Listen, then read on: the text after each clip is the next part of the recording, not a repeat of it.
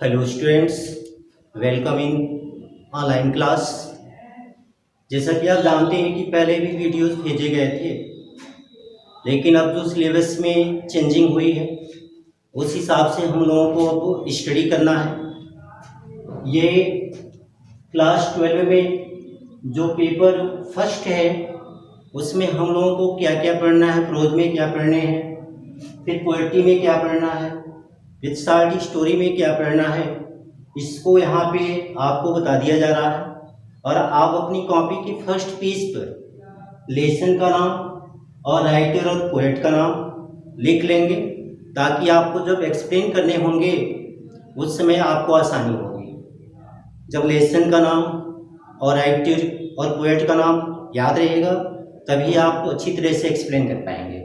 तो जो भी प्रोज में हम लोगों को पढ़ना है, इसमें जो आपको शार्ट कर दिया गया है, 5 लेसन हमको पढ़ने हैं।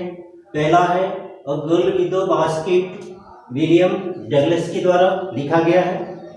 जो दूसरा लेसन है a fellow traveller, AC Gardiner. The homecoming, R N Tagore. Women's education, doctor Sarvepalli Radhakrishnan. Heritage of India, A L. Basham. ये प्रोज का भाग हो गया। प्रोज से जो क्वेश्चंस हमको पूछे जाएंगे उसमें पहला होगा एक्सप्लेन करना होगा, उसके बाद शॉर्ट आंसर हमको करने होंगे। शॉर्ट आंसर के बाद वोकैबुलरी बेस्ड होगा, यानी दे देगा किसी लेसन से जिसमें हमको फिलअप करना होता है। तो इतनी चीज़ें जो होंगी प्रोज से आएंगी। जो सेकंड है यहाँ पे बी ग्रुप है, इसमें पोएट्री होगी। पोएट्री में हमको 7 लेसन का स्टडीज करना है, जिसमें character of happy life sir Henry Wotton के द्वारा कंपोज किया गया है। दूसरा जो है द फ्री और ट्रू ब्यूटी है, थॉमस कैरी है। On his blindness, John Milton. A lament, P V. Shelley. From the passing of Arthur, ये जो है टेनिसन के द्वारा कंपोज किया गया है। My heaven, R N Tagore. The song of free, Swami Vivekananda. तो इस तरह से जो पोएट्री होगी उससे एक्सप्लेन हमको करना होगा। इसके साथ सेंट्रल आइडिया आता है, ये 2 चीज़ें इससे आती हैं। जो शॉर्ट स्टोरी होता है उससे केवल शॉर्ट आंसर आते हैं 2, जिसमें ये 3 लेसन्स हैं जिनको हमको पढ़ना है। पहला है द गोल्ड वॉच, ये पॉलिटिकल रॉफी के द्वारा लिखा गया है। An astrologer's day, R K. Narayan. The last child, Mulk Raj आनंद। तो इस तरह से फर्स्ट पेपर में इतनी चीज़ों की स्टडी हमको करनी है। इसके साथ आज हम लोग पढ़ेंगे पोएट्री में पढ़ेंगे। जो पहला लेसन होगा character of a happy life, composed by sir Henry Wotton. You see about the poet. पहले हम पोएट के विषय में जानेंगे कि जो सर हेनरी वॉटन है उनका जो लाइफ एंड वर्क रहा है वो क्या है। तो इस तरह से आप सभी लोग अपनी बुक्स ले लेंगे, और बिना बुक्स की आप पढ़ाई नहीं कर पाएंगे, तो आप बुक्स ले लेंगे, उसके बाद स्टडी आप साथ में करेंगे। तो you see about the poet sir Henry Wotton. Sir Henry Wotton was a well known scholar and a critic of the 17th century. Sir Henry Wotton जो है वह एक प्रसिद्ध विद्वान और एक समालोचक, यानी 17वीं सदी के एक प्रसिद्ध विद्वान और एक समालोचक हैं, क्रिटिक हैं। यानी sir Henry Wotton is a well known और famous scholar and a critic of the 17th century. ये जो 17वीं शताब्दी है उसके एक प्रसिद्ध विद्वान और एक समालोचक हैं। He was educated at Winchester and at Queen's college. यानी sir Henry Wotton got his education Winchester at Queen's college, यानी क्वींस कॉलेज से इन्होंने अपनी शिक्षा को प्राप्त किया है। Oxford and entered the middle temple to qualify for practising at the bar.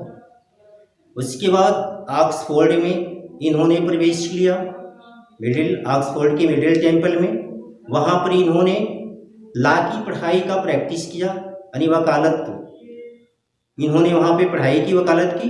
He became agent and secretary at the LRP6 इन 1595 यानी 1595 ईस्वी में यह एक LRP6 के ये एजेंट यानी प्रतिनिधि और सेक्रेटरी सचिव बनाया गया। She was ambassador at the court of Venice and employed on various other diplomatic missions from 1604 to 1624.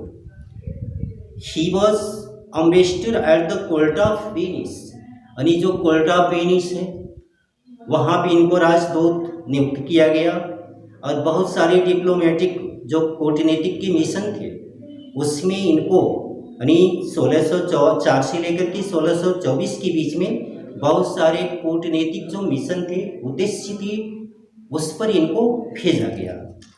यानी जो सर हेनरी वॉटन है, sir Henry Wotton is a diplomat and also he appointed ambassador and he sent many countries for diplomatic mission यानी बहुत सारे diplomatic mission पर इनको भेजा गया और इन्होंने बहुत सारे पदों पर रह करके अपने कार्य को किया है।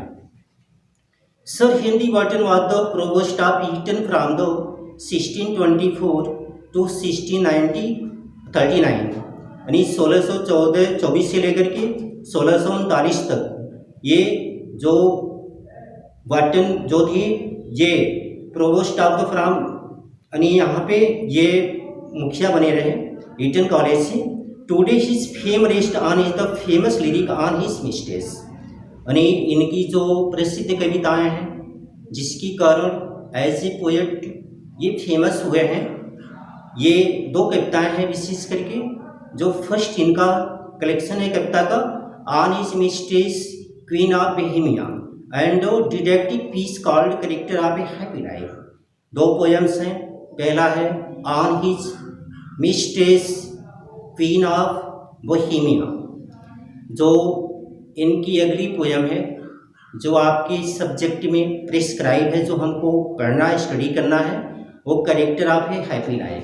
यानी these poems become sir Henry Wotton as a poet यानी these two piece of poetry which got fame and name sir Henry Wotton यानी इन दोनों कविताओं के कारण जो सर हेनरी वॉटन है वो एज ए पोएट प्रसिद्ध हुए हैं।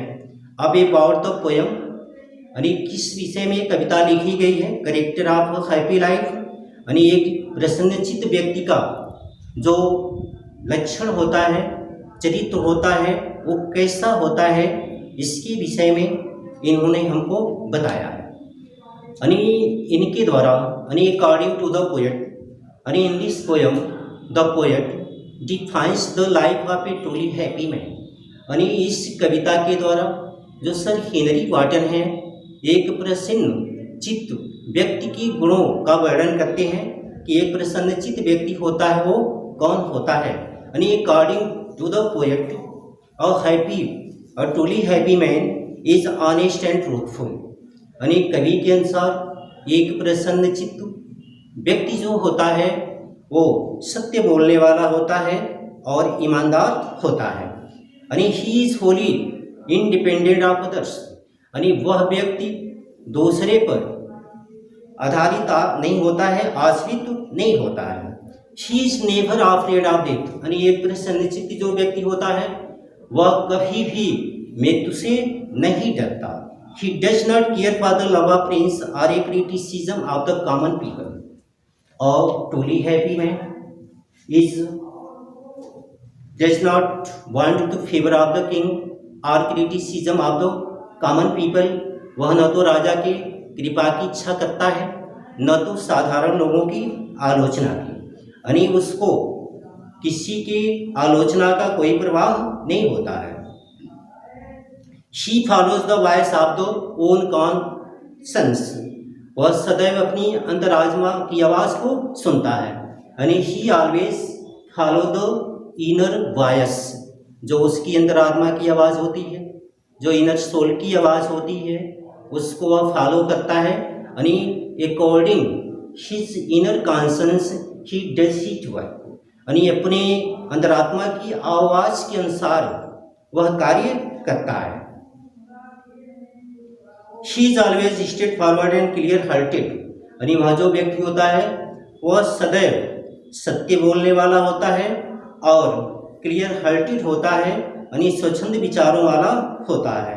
ही डिसलाइक्स फॉल्स फ्लैटरी, यानी वह कभी भी चापलूसी नहीं करता और वह उससे घृणा करता है, यानी चापलूसी से वह घृणा करता है। He does not jealous of any one's progress, वह कभी किसी ऐसे व्यक्ति से घृणा नहीं करता, ईर्ष्या नहीं करता जिसने भाग्यवश प्रगति की है, यानी संजोगवश अगर किसी ने प्रगति किया है वह ऐसे किसी व्यक्ति से घृणा नहीं करता। He time passes in the company of a good books are a good friend, यानी a truly happy man always passes his time read good book और company of a good friend, हमेशा वह अच्छी किताबों को पढ़ने में और अच्छे मित्रों के साथ अपने समय को बिताता है। Though poor he is rich in the heart because his desire are under his control, ग्रह की यद्यपि संसारिक संपत्ति का स्वामी नहीं होता है, फिर भी वह अपने मन का स्वामी होता है, क्योंकि जो उसकी इच्छाएं होती हैं वो उसके नियंत्रण में होती हैं। और ये कहा जाता है कि contentment is a good great happiness, यानी जो संतोषम परम सुखम, जो संतोष होता है वही परम सुख होता है। तो वह व्यक्ति हमेशा सुखी होगा जिसके पास संतोष रहेगा, यानी संतोष रूपी जो धन होता है वह सबसे बड़ा धन होता है। तो इस तरह से हम ये जान चुके हैं कि एक प्रसन्नचित्त जो व्यक्ति होता है उसके लक्षण क्या होते हैं और वह कौन कौन से कार्य को करता है। यानी कभी हमको इस बात को बताने का प्रयास कर रहा है कि एक अच्छे प्रसन्नचित्त व्यक्ति का गुण क्या होता है। वो कहता है कि जन्म और शिक्षा से वह व्यक्ति कितना प्रसन्न है जो दूसरे की इच्छा के अनुसार कार्य नहीं करता, सरल सत्य ही उसकी सर्वोत्तम योग्यता है। और इस तरह से वह जो प्रसन्नचित्त व्यक्ति है उससे न तो राजा की कृपा की इच्छा होती है न तो साधारण लोगों की आलोचना की, वह सदैव मरने के लिए तैयार होता है। प्रसन्नचित्त जो व्यक्ति होता है वह मृत्यु से कभी डरता नहीं है।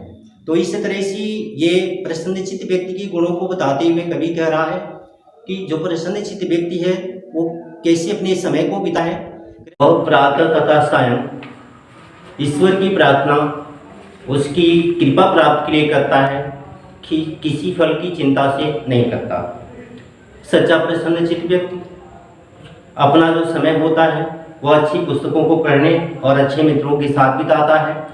वह किसी ऐसे व्यक्ति से ईर्ष्या नहीं करता जिसने भाग्यवश प्रगति की हो, चाहे वह संसारिक संपत्ति का स्वामी न हो फिर भी वह अपनी इच्छाओं का स्वामी होता है। कुछ न रहते हुए भी उसके पास सब कुछ होता है, उसे न तो ऊपर उठने की चिंता होती है न तो नीचे गिरने का भय होता है। अर्थात तो वह व्यक्ति हर परिस्थितियों में एक समान होता है। संसारिक संपत्ति न होते हुए भी वो अपनी इच्छाओं को अपने नियंत्रण में रखता है।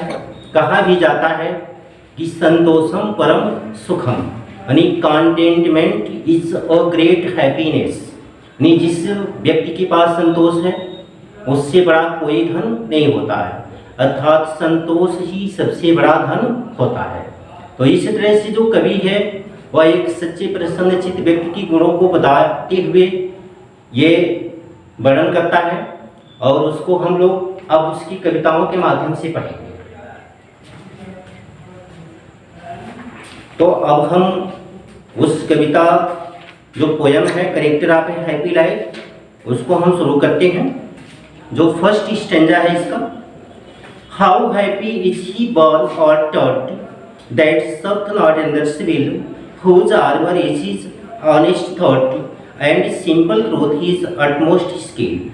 whose passions, not his masters are, whose soul is still prepared for death, untied unto the world with care of princely love or vulgar greed. How happy is he born or taught? Taught means education. born का मतलब birth, यानी करें कि जन्म और शिक्षा से वह व्यक्ति कितना प्रसन्न है जो दूसरे की इच्छा के अनुसार कार्य नहीं करता.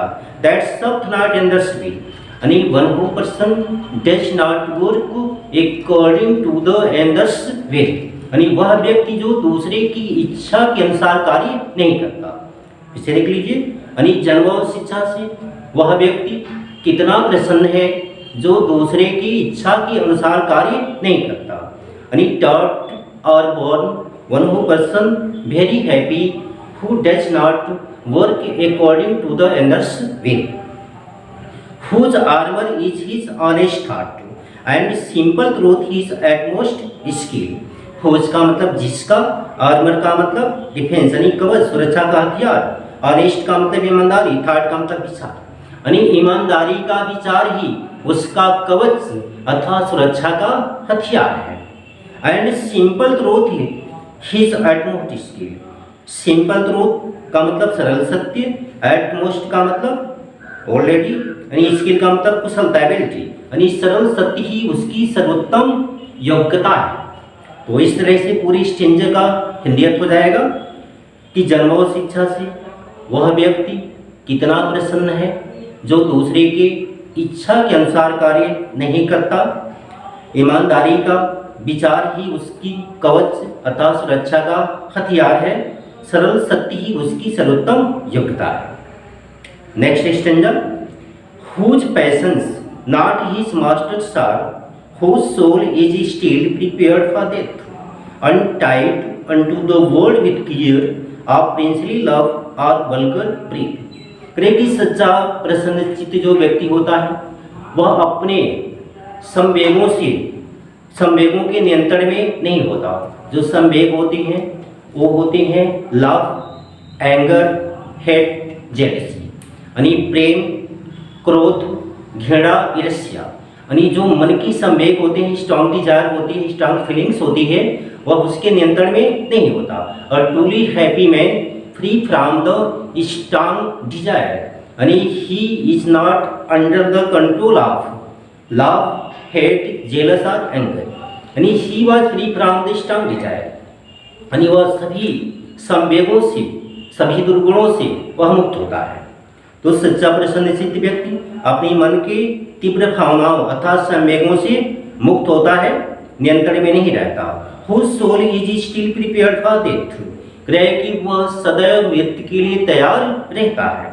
हुज का मतलब उसका, सोल का मतलब आत्मा, स्टिल का मतलब प्रिपेयर्ड, सदैव, ऑलरेडी, प्रिपेयर्ड का मतलब रेडी, फॉर डेथ का मतलब मृत्यु के लिए. क्रय कि वह सदैव मृत्यु के लिए तैयार होता है. और ट्रूली हैप्पी में always ready for death. Untied unto the world with care, क्रय कि वह संसारिक चिंताओं से परेशान नहीं होता, यानी he is free from the worldly angers are worried of princely love or vulgar greed. क्रय उसी न तो राजा की कृपा की इच्छा होती है न तो साधारण लोगों की आलोचना, यानी he was free from the favour of king and criticism of the common people, यानी जो साधारण लोगों की आलोचना होती है, जो उनका टांट होता है, सरकस होता है, उससे उसके ऊपर कोई प्रभाव नहीं पड़ता. जो सच्चा प्रसन्नचित्त व्यक्ति होता है वह सदैव अपने काम के लिए आगे बढ़ता रहता है. तो इस तरह से पूरी स्टेंजा का जो अर्थ हो जाएगा, कि सच्चा प्रसन्नचित्त व्यक्ति अपनी मन की तीव्र भावनाओं के नियंत्रण में नहीं रहता, वह मरने के लिए सदैव तैयार रहता है, वह संसारिक चिंताओं से परेशान नहीं होता, उससे न तो राजा की कृपा की इच्छा होती है न तो साधारण लोगों की आलोचना की.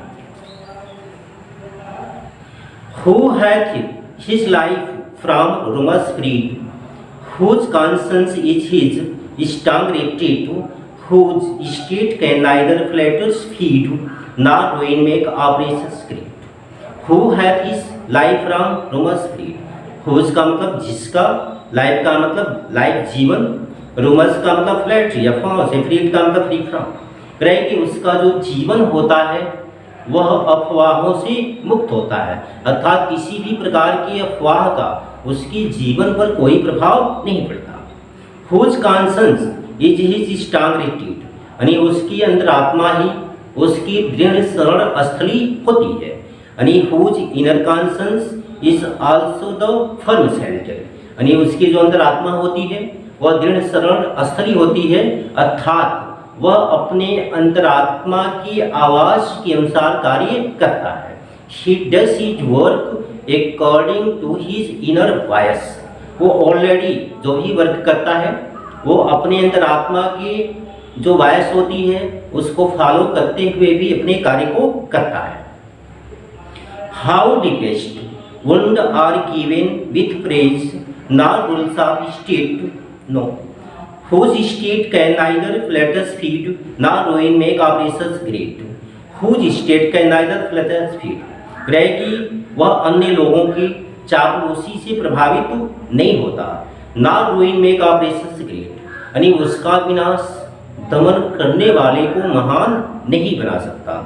यानी whose enemy does not got anything by his loss, यानी कोई भी उसका जो शत्रु है जो उसका विनाश करना चाहता है, वह दमनकारी जो है दमन उसका करना चाहता है, उससे उसको कुछ प्राप्त होने वाला नहीं है। इसे देख लीजिए, कहे कि उसका जो जीवन होता है अफवाहों से मुक्त होता है, उसकी अंतरात्मा ही उसकी दृढ़ शरण स्थली होती है, वह अन्य लोगों की चापलूसी से प्रभावित नहीं होता, वह यह उसका विनाश दमन करने वाले को महान नहीं बना सकता। Whose enemies none whom chance that raise, nor wise whose never understood, how deepest wounds are given with praise, nor rules of state but rules of good. Whose enemies none whom chance that raise, कहे कि इस प्रकार का जो व्यक्ति होता है, जो प्रसन्न चित्त व्यक्ति होता है, वह ऐसे किसी व्यक्ति से ईर्ष्या नहीं करता जिसने भाग्यवश प्रगति किया हो, संजोगवश प्रगति किया हो। यानी a truly happy man does not jealous with whose person got his progress by chance, यानी वह व्यक्ति जो भाग्यवश अपने कर्म से, अपने मेहनत से जो प्रगति किया है, उस व्यक्ति से यह कभी घृणा नहीं करता। Not vice who never understood how deepest one are given with praise, ब्रेक वह यह नहीं समझता कि प्रशंसा की घाव कितने गहरे होते हैं, अर्थात वह झूठी प्रशंसा से प्रभावित नहीं होता। He does not affected by the false flattery, यानी वह कभी भी झूठी प्रशंसा से प्रभावित नहीं होता। Not rules of state but rules of good, ब्रेक उससे राज्य के नियमों की चिंता नहीं होती, यानी he is free from the rules of state but rules of good, परंतु वह अच्छाई के नियमों का पालन करता है, but he always follow the rules of goodness. कहे कि ऐसा व्यक्ति कभी किसी ऐसे व्यक्ति से ईर्ष्या नहीं करता जिसने भाग्यवश प्रगति किया हो, वह यह नहीं समझता कि प्रशंसा के घाव कितने गहरे होते हैं, अर्थात वह झूठी प्रशंसा से प्रभावित नहीं होता, उसे राज्य के नियमों की चिंता नहीं होती, वह अच्छाई के नियमों का पालन करता है। Who God that late and early pray, more of his grace than gift to lend, who entertains the hopeless deed with a well chosen book or friend। प्रे की जो सच्चा प्रसन्न चित्त व्यक्ति होता है, वह प्रातः तथा सायं ईश्वर की प्रार्थना उसकी कृपा प्राप्त के लिए करता है, किसी उपहार की इच्छा से नहीं करता। Who got that का मतलब डज, लेट का मतलब यानी सायं, अर्ली का मतलब in the morning, more of his grace by grace और favour than gift to lend, and he does not have the desire of any gift from God. And one who persons a truly happy man is also pray the God evening and mornings for his grace. He does not have the desire of any gift. यानी वह किसी भी gift का यानी किसी भी उपहार की आशा उससे नहीं करता।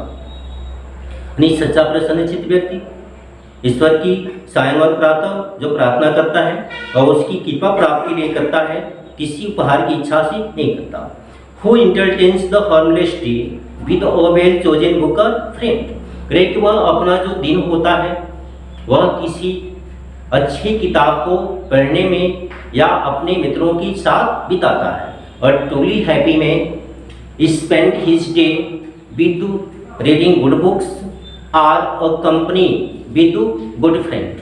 वह अच्छे मित्रों के साथ या अच्छी किताबों को वेल चोजन बुक जो होती है, अच्छी किताबें होती है, उनको पढ़ने में बिताता है, या he spend his day with the company of good friends, या अच्छे मित्रों के साथ बिताता है।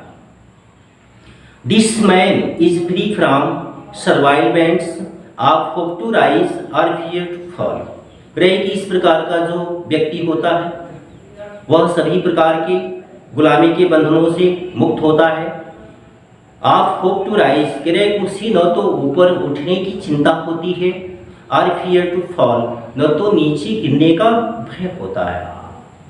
तो जो सच्चा प्रसन्नचित्त व्यक्ति होता है वह गुलामी के बंधनों से मुक्त होता है, उससे न तो ऊपर उठने की आशा होती है न तो नीचे गिरने का भय होता है। और truly happy man is free from the survive bands of slavery. He does not have hope of for rise and he does not have a fear. He does not have a hope for falling. Lord of himself though not of lands. कह रहे कि चाहे वह संसारिक संपत्ति का स्वामी न हो फिर भी वह अपने मन का स्वामी होता है। And having nothing he hath all. कह रहे कि कुछ न रहते हुए भी उसके पास सब कुछ होता है, अर्थात उसके पास संतोष रूपी धन होता है। इसे देख लीजिए कि सच्चा प्रसन्नचित्त व्यक्ति जो होता है गुलामी के बंधनों से मुक्त होता है, उसी न तो ऊपर उठने की आशा होती है न तो नीचे गिरने का भय होता है। चाहे वह संसारिक संपत्ति का स्वामी न हो लेकिन वह अपने मन का स्वामी होता है। और truly happy man is free from the slavery. He does not have hope to rise or fall. He is Lord of himself and he is the master of his own strong desires.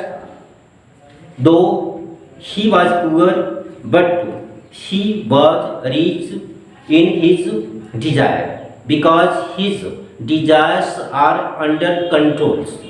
यानी उसकी जो इच्छाएं होती हैं, जो उसके चाहत होती है, वह उसकी मन के नियंत्रण में होती, उसकी बस में होती है। तो इस तरह से हम लोग पूरा पोयम पढ़ चुके। एक बार पुनः प्रत्येक स्टैंजा वाइज आप लोग इसका हिंदी अर्थ पुनः जान लीजिए। कहे कि जन्म और शिक्षा से वह व्यक्ति कितना प्रसन्न है जो दूसरे की इच्छा के अनुसार कार्य नहीं करता। ईमानदारी का विचार ही उसका कवच तथा सुरक्षा का हथियार है। सरल सत्य ही उसकी सर्वोत्तम योग्यता है।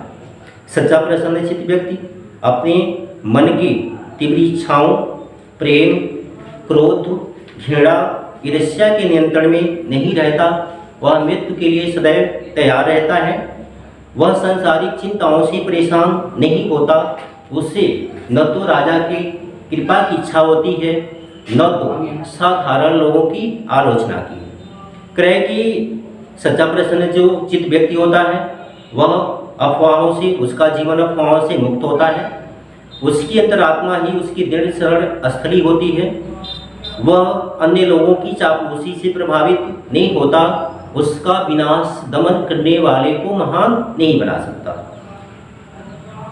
ये इस प्रकार का व्यक्ति किसी ऐसे व्यक्ति से ईर्ष्या नहीं करता जिसने संजोग बस प्रगति किया है। वह यह नहीं समझता कि प्रशंसा के भाव कितने गहरे होते हैं, अर्थात वह झूठी प्रशंसा से प्रभावित नहीं होता। उसे राज्य के नियमों की चिंता नहीं, वह अच्छाई के नियमों का पालन करता है। वह सायं तथा प्रातः ईश्वर की प्रार्थना उसकी कृपा प्राप्त के लिए करता है, किसी फल की इच्छा से नहीं करता। वह अपना जो दिन होता है किसी अच्छी पुस्तक को पढ़ने में या अपने मित्रों के साथ बिताता है। इस प्रकार का व्यक्ति गुलामी के बंधनों से मुक्त होता है। उसकी न तो ऊपर उठने की इच्छा होती है, न तो नीचे गिरने का भय होता है। चाहे वह संसारिक संपत्ति का स्वामी न हो, फिर भी वह अपने मन का स्वामी होता है और उसके पास कुछ न होते हुए भी सब कुछ होता है। यानी his desires are under control, यानी उसकी जो इच्छाएं होती हैं वह उसके नियंत्रण में होती हैं। अब इस तरह से लेसन जो है समाप्त हुआ। अगले जो वीडियोज होगा उसमें हम लोग जो नेक्स्ट पोएम है द ट्रू ब्यूटी, इसको हम लोग पढ़ेंगे। आज इस वीडियोज में हम इसका जो एक्सप्लेन है, इसका जो नोट्स है और सेंट्रल आइडिया है, इसको भेज दिया जाएगा। आप लोग अपनी फेयर की कॉपी में पूरा करके और इसको जब बुलाया जाएगा तो आकर के आप चेक करवाएंगे।